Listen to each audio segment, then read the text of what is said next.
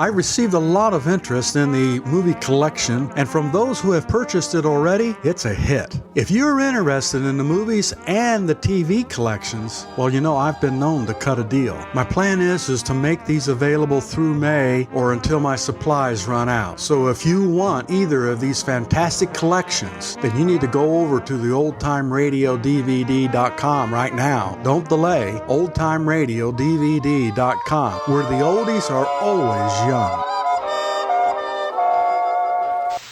I was a communist for the FBI.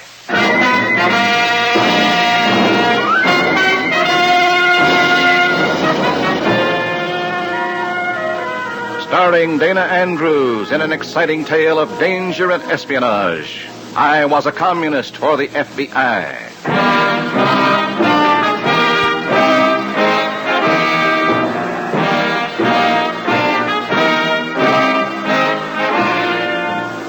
You are about to hear a strange story.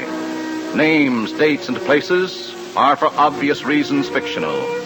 But many of the incidents are based on the authentic experiences of Matthew Cvetic, who for 9 fantastic years lived as a communist for the FBI. Yes, for 9 years I posed as a communist for the FBI. I was one of them, lived with them, did their dirty work. It was a strange life. Being friends with people I hated, and being hated by people I would have liked to have had as my friends. For 9 years, a communist for the FBI. This is a story of my work and why it had to be done. In a moment, listen to Dana Andrews as Matthew Cvetic, undercover man.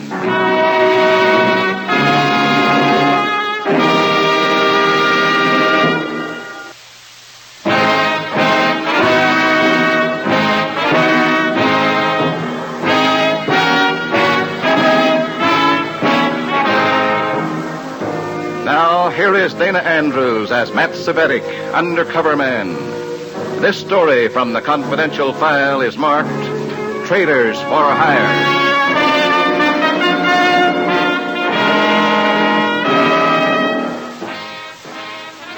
The commies wanted a man in the United States Employment Service, and they wanted it bad. My job? To find out why. So temporarily, I found myself 9-to-5ing it as an employment counselor. It was pretty dull until I got a call to visit a certain sporting goods store. Yes, sir. I'll show you our new shipment of fishing tackle. A spinning reel, perhaps. The winter is the time to catch red trout. How many times do red trout bite on flies? 7 in the morning, 4 at noon. And 7 at night. Step in the back room, please.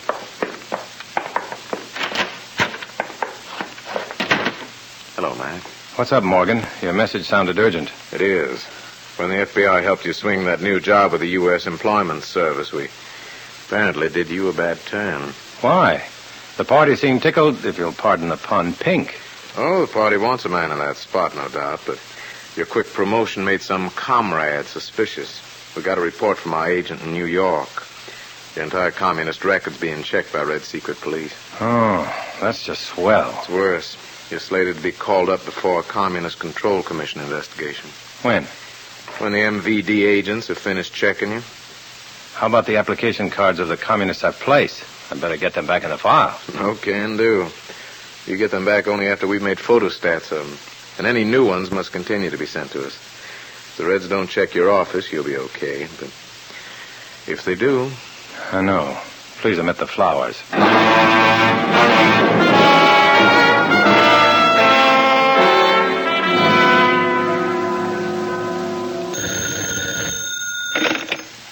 United States Employment Service.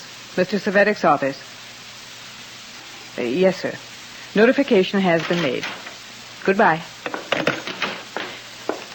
Yes, sir. Can I... Just a moment, sir. Have you an appointment? Child, do not be a fool. I need no appointment.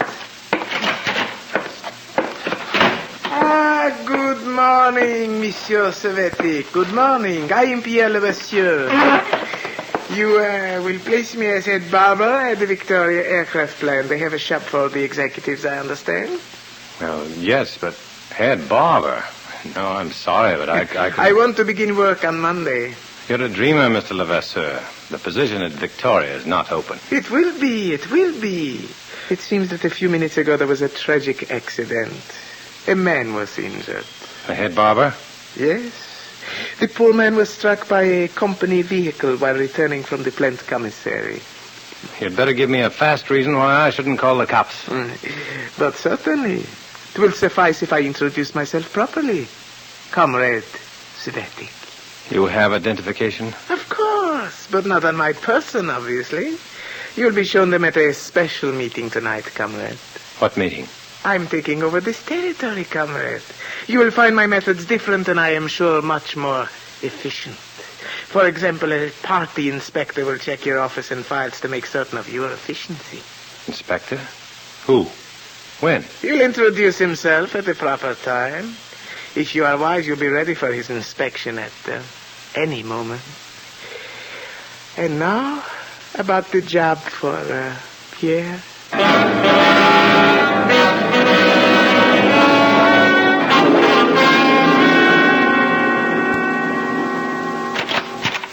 Thank you, monsieur. You have been most kind. Bonjour. Goodbye. Betty, Mr. Levasseur is to be placed in the executive barber shop at Victoria, starting as of Monday. Draw up 5 copies and have them on my desk for signature this evening. You're really going to place that... Yes, Mr. Cvetic. I'm going out for a while to my dentist. Is there a number where I can reach you? No number.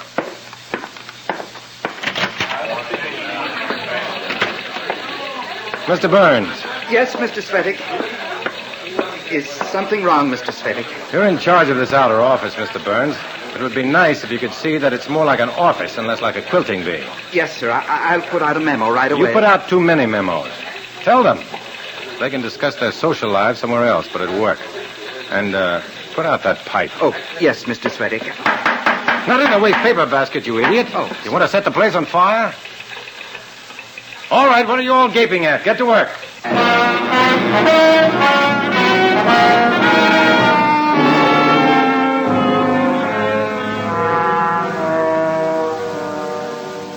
Matt, are you sure about this? Of course I'm sure. If that barber dies, Levasseur's a murderer. We'll get to work on the barber's case and advise the local authorities when and if they can move in. If you nail Levasseur, let me know. I'll help with the embalming. You better keep your mind on your own problem. Whoever the comrade is that has a knife out for you, he's close. How close? Right next to you, according to our last report. Someone in your office, probably. They don't miss any bets. Look, we'll continue to use this shop for meeting when you can get away and think it's safe. Otherwise, we'll use a car pickup. And you'll have a new phone number to call. What is it? Number will be Brighton 91950. My name will be Worcester. Harry Worcester. Identification? Golf score. Use a low score for all's well, a high score for urgency or danger. Got it? Yeah, except for one thing. I've never played golf. How the devil do you score it?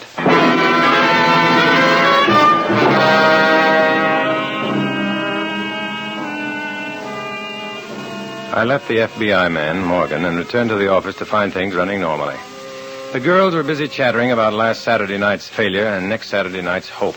Except one named Carol, who was batting her blue eyes at Wally Burns until the nervous little office manager was ready to jump right out of his chair. Waiting in my private office was a 200-pound man with a 1-ounce brain. Well, hi, Comrade Cvetic. I need a new job on account I got... Get out of my chair. Huh? Oh, sure, Comrade. Only thought... You never thought in your life, Sargo. You've been fired from 8 jobs already because you can't keep quiet about being a party member. Only I didn't get fired this time because I'm a party member. I was fired because I carried out the orders of our new leader, your leader. What are you talking about? I was kicked out of Victoria because I had an accident. They said I was careless. Only they don't know how careless. So you drove the truck that hit the barber. That's right. On instructions from Comrade Levasseur, and that ain't all. He wants me to get together a police unit for him. I see. Levasseur is here representing the party's control commission. And you're going to head his private goon squad. Well, you fit, Sargo. Yes, Mr. Cvetic. Get me the personnel manager, Mr. Lewis, at the Marshall plant. Yes, sir.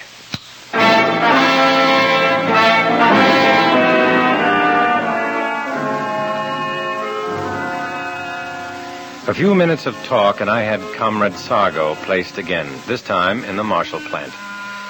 The rest of the day I spent examining my office force, wondering which one was the commie spy. Betty, my impulsive but efficient secretary? Wally Burns, maybe. Or was it Carol? Or some other typist? Whoever it was, I had to find out soon. When I got off at 5:30, I was picked up by Comrade Sargo. He took me to the special meeting in a shabby hotel room, giving me no chance to contact the FBI as to its whereabouts. Here he is, Comrade Levasseur. Bonsoir, Comrade Cvetic. Hello, Comrade Levasseur. Where are the others? Other? There are no others. This is a special meeting for the three of us. I prefer that what we discuss remains with us. That way any leak can be quickly traced. To one of us, I understand. Then to business. I am bringing in hundreds of loyal communist workers from all over the country. You will see that they are placed in vital positions. I want them in every plant. That's quite an order. You must do it, Comrade Cvetic. With our men in key positions, we can disrupt the war production of this area at will.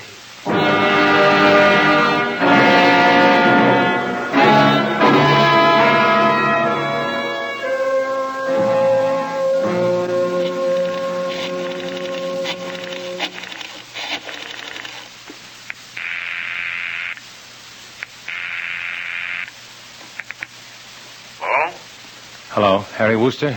Speaking. My golf game's lousy, Harry. Shot 115. Everything's clear, Matt. Go ahead. It's big, Morgan. Levasseur is planning on flooding the war plants in this area with commies from all over the country. What? Oh, that's great, Matt. Go ahead and place them. We can pick them up at the first sign of trouble, before they can sabotage so much as a bolt. All right. But I'll have to stop sending in the application cards. With this big a plan on, the party's bound to send an agent to inspect my file sometime. Sorry, Matt. Right now we need those cards more than ever. But, Morgan, if the party spy in my office checks my file, I'll be caught. Use a locked file. Keep the only key. That'll stop them. But not a Soviet secret police investigator. I'm sorry, Matt. I'm afraid that's a chance you're just going to have to take.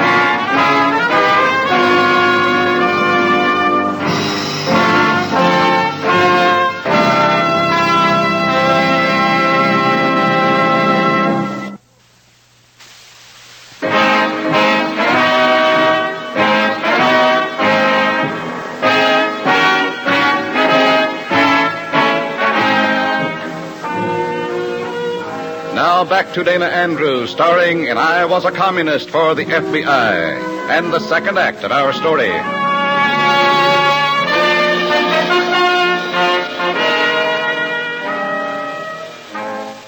146 communists I placed in the war plants, and still they kept coming. My locked file at the office became more and more of a threat with its empty sections. Sections that were in FBI hands. Always over my head hung the fear of the surprise inspection by a Soviet agent. And to make life just that much worse, I had the knowledge of a communist spy being in my office staff. A spy that had me facing an inevitable trial by the Control Commission, the party's equivalent of a Gestapo. Yes, Mr. Sargo, may I help you? Well, I don't know, baby. Try and see. Mr. Cvetic is out at the moment. Will you wait? Well, sure. With you, it might be fun, honey. The name is Miss Ward to you. Oh, is it?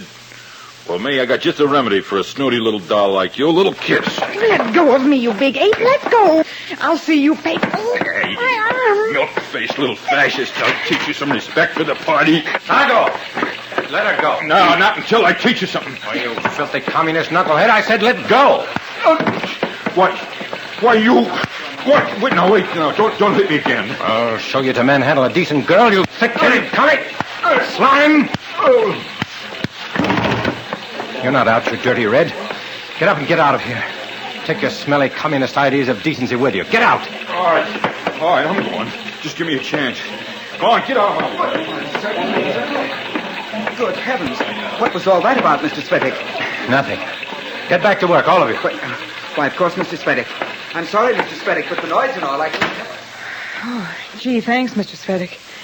I hope this fight won't get you into any trouble. Sargo had that one coming, Betty. He sure did. Funny. You know, for a long time I thought you might be a communist.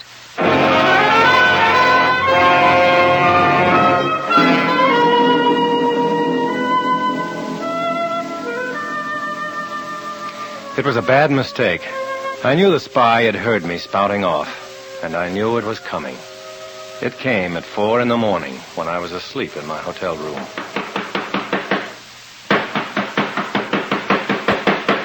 Yeah. So I owe you money. I'm coming.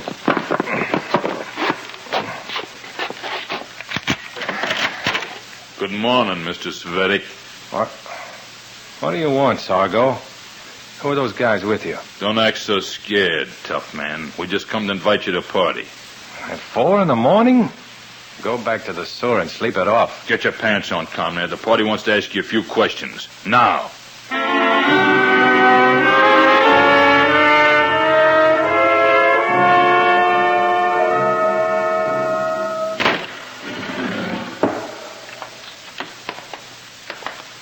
Here he is, Comrade Levasseur. Bright and shiny. Did you search him? We did better. We watched him dress. The Control Commission has been checking your record, Comrade Cvetic.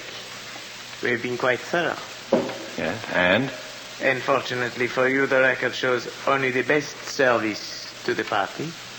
Well, and what's the idea of bringing me... A clear record does not mean you are free of suspicion. Your promotion to counselor in the U.S. Employment Service... did you manage it so easily? Who got it for you? I worked for it. Perhaps the FBI helped a little? I've told you, I have no connection with the FBI. But you have changed. You lost your faith in the party. No. But you did attack the comrade today. Well, yes, but And during this attack you said things. May I speak? By all means, comrade. First of all, I'm surprised that you would listen to an idiot like Comrade Sargo. Why, you do... What? Do I understand by this that you deny his accusation? If he says I have in any way been disloyal to the party, yes. You've made the mistake I was waiting for, Comrade Cvetic. It was not only Comrade Sargo's word, another comrade testified to your comments. Open the door. Yeah, comrade. Huh. Well, Comrade Cvetic? Burns, Wally Burns. Yes, it's me, you rotten spy. Me, Wally Burns. I knew you were a traitor when they put you in as counselor. That was my job, you stole. Enough, Comrade Burns. Well, Comrade Cvetic, do you still persist in your lies? I repeat, I have never been disloyal to the party. Explain. My proof lies in common sense, Comrade Levasseur. If I'd done anything else except throw Sargo out of my office and make a big pretense of hating communism, how long do you think I'd have kept my job? Mm-hmm. As you say, Comrade Cvetic, common sense. Oh, now, just a moment. You're not going to swallow that hogwash. That hogwash, Comrade Burns, makes a great deal of logic.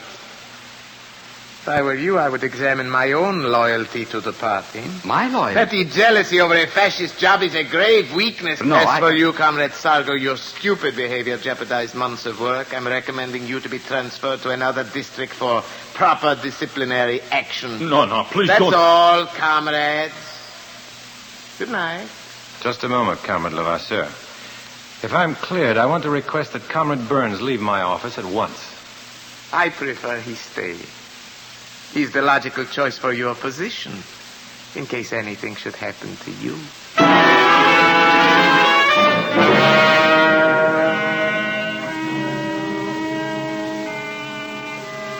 When Levasseur smiled that sly, wet smile at me, I knew I had only partially won.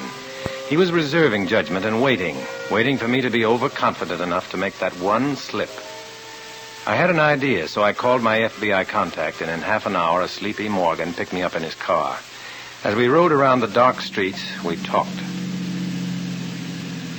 Matt, you know I want to pin that barber's accident on Sargo and Levasseur, but Sargo looks... Believe me, Morgan, he's ready to crack wide open. I know he looks tough, but he showed a yellow streak a yard wide in our fight. And now that he's in bad trouble with the party, he's ripe. All right, we'll pick him up. Do it now, while he's off balance. Throw a scare into him about having a witness. And when he starts talking... He'll talk himself into prison and Levasseur with him. Okay, Matt. Is that all? Oh, what do you want from one night's work, Stalin?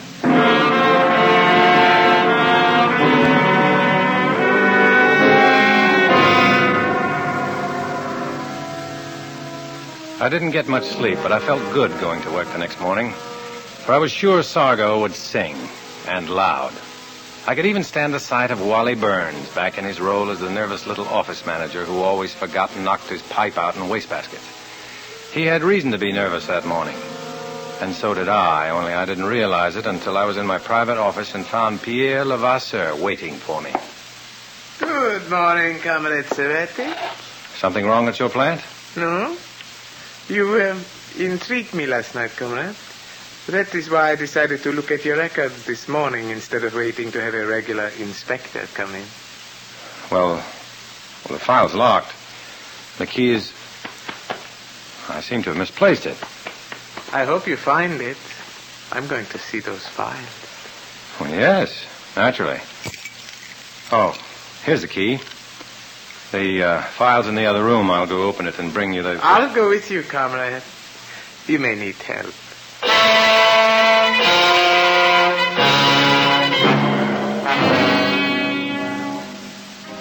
This was the payoff.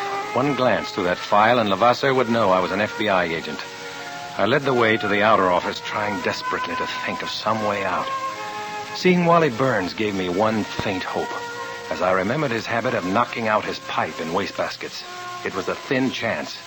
But as I passed the wastebasket, I palmed my lighter, snapped it into a flame, and dropped it unnoticed into the pile of crumpled papers.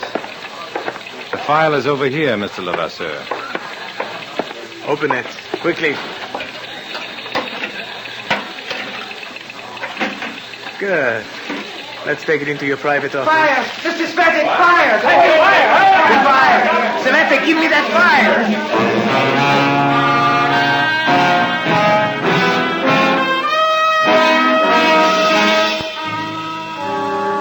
The burning wastebasket made a lot of smoke, and the excited clerks helped the confusion, but Pierre Levasseur was not to be distracted. He yanked the file drawer from me and headed for the outer door. I knew if he reached it, I was finished. So with my right foot, I hooked his ankle going by, causing him to fall headlong against a desk in a snowstorm of open files and papers. Levasseur! Oh, Mr. Levasseur, let me help. I'll take care of him, Burns. Get those girls and the others out of here. But, Mr. Cvetic, he's unconscious. I said get these people out of here. Yes, sir. All right, outside, everyone. Outside, I said. Move outside. Clear the room.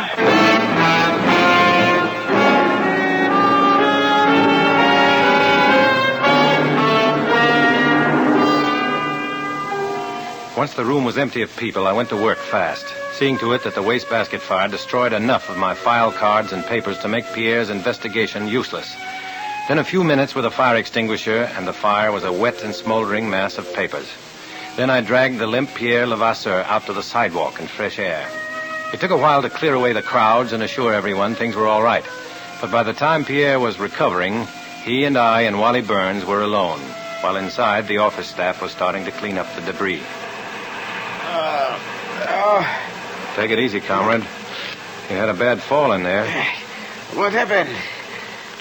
There was a fire. You were running with the file and tripped over a phone cord. I tried to catch you, but I missed. I see. It's too bad. I suppose it cannot be helped now. Only, how did such a fire start? Ask Wally Burns. Me? Why, I had nothing to do. He has the habit of knocking his pipe coals into a wastebasket. It would seem he did it once too often. Is that true, Comrade Burns? Well, yes. That is, I did forget once or twice, but I swear I didn't do it today. You've got to listen to me. That's enough. I've listened to you too often. You'll pay for your bungling, comrade. The party will see to that. No, you won't get me in that cellar. I'll quit first. I'll go away. You won't find me. Not me. You're not going to find me. Fool will find you, Comrade Burns, when we want you. Help me up, Cvetic. Right, sure. Merci. This time I am going... You are not going anywhere, mister, except to jail. Jail? Where are you? What are you talking about? Lieutenant Daniels, homicide. You are Pierre Levasseur. Mais oui, Bob. No buts. Just come along. Cuff him, Frank.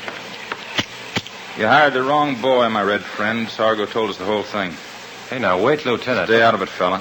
Take it on this punk Reed's assault and battery with intent to commit murder. Come on, Commie. You got a date with a new cell, the prison kind. I'm sorry, Mr. Levasseur.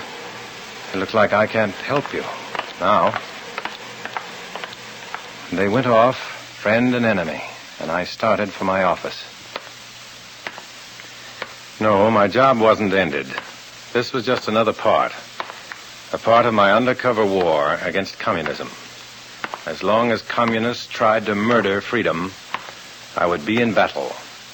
A strange battle and a stranger battlefield, across which I knew I would always be walking alone.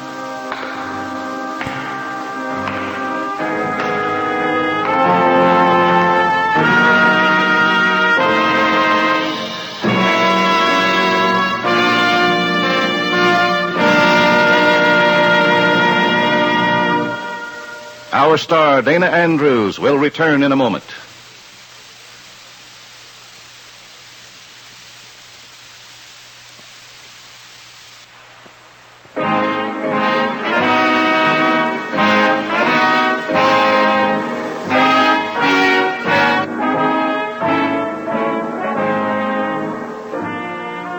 This is Dana Andrews.